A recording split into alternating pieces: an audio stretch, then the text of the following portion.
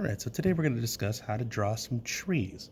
I'm going to show you two different types of trees. I'm going to show you what we'd call a deciduous tree, which is a tree that loses its leaves every fall and grows them back in the spring. And then I'll show you a coniferous tree, which is like a pine tree or a spruce, a tree that has needles for leaves and doesn't lose them. So there's two different looks.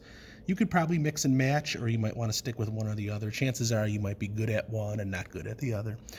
So pick the one, you're going to try them both and pick the one that you do best. So let's start with our deciduous tree. And what we're going to do is we're going to do all these trees in silhouette. So we're just going to create a shape that looks like this. It's kind of a really elongated triangle or a line that just sort of tapers and gets narrower at the top and stays wider at the bottom. That's all we really need to do for this. And now what we're going to do is we're going to start to create some splits. Starting about, I don't know, maybe a quarter of the way up, we're going to start to split our tree in a few areas. And we're just not going to do it the same way on all sides. We'll split some a little farther. We won't want it to be perfectly symmetrical. So it's not going to be the same amount of splits on each side, and they're not going to be in exactly the same locations. And then all we're going to do is we're just going to keep sort of angling upward. We're going to split these new stems or new branches, and we're going to get narrower as we keep splitting. So we'll split these into 2 or 3. Don't always split into the same number. There's 2, let's do like a 3.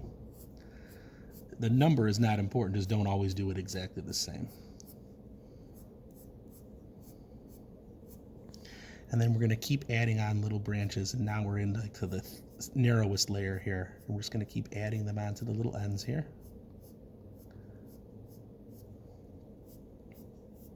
Just keep splitting and adding little narrow lines. That's all they are.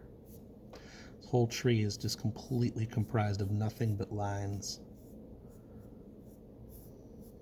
Yet it looks pretty real, which is cool. That's what we want. If I got an empty spot here, maybe I thought I needed another branch, I'll put another branch there. You can do whatever you want. Let things cross over each other. That looks really cool.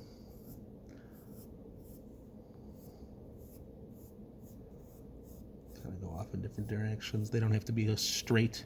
You can have little crooked branches, whatever. So that's our first type of tree, and you can just kind of keep adding on to it until it fills out. And what we'll do is we'll stack up a bunch of them all together, but I'll show you that when we get to the actual project. So our other type of tree is this coniferous tree, like a spruce or something like that. And we're going to start basically the same way with a tall sort of spike, I guess you'd call it. Color all of that in. And getting real narrow at the top and wider as we come down. What we're going to do now, though, is this whole tree is going to take sort of a triangular shape. It's not going to be a perfect triangle, but as we build our branches, starting from near the top, as we build our branches, we're going to come out wider and wider and wider as we work our way down. So the trick is we're just going to use like a little, if I kind of go over here and just show you, it's a little scribble. All we're going to do, and we're going to kind of just scribble back and forth across the tree, and we'll kind of do like that there and just sort of stick out a little further as we work our way down. Maybe we'll have a couple short ones mixed in, but we'll just keep growing out a little bit further all the way down. We won't bring these branches all the way down to the bottom, but just a scribble. That's all it is. And it's just gradually getting wider.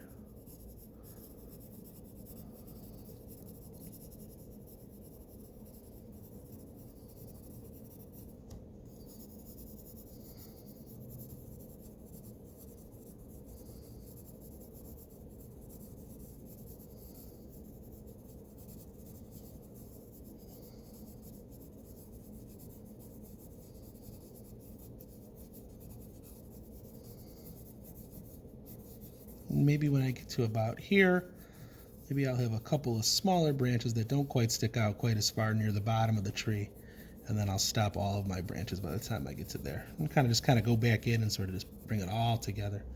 And there's my second type of tree. And again, we would just be stacking up numerous types of these trees next to each other, so they'll crisscross over each other when we get to the actual project, and we'll get this sort of concept of what looks like a dense forest. So there's the two trees. Give them a shot. Try each one out today. Photograph, upload. Let's take a look at what you did, and I can help you choose which tree is better for you. You're going to end up going with the one that you feel most comfortable with.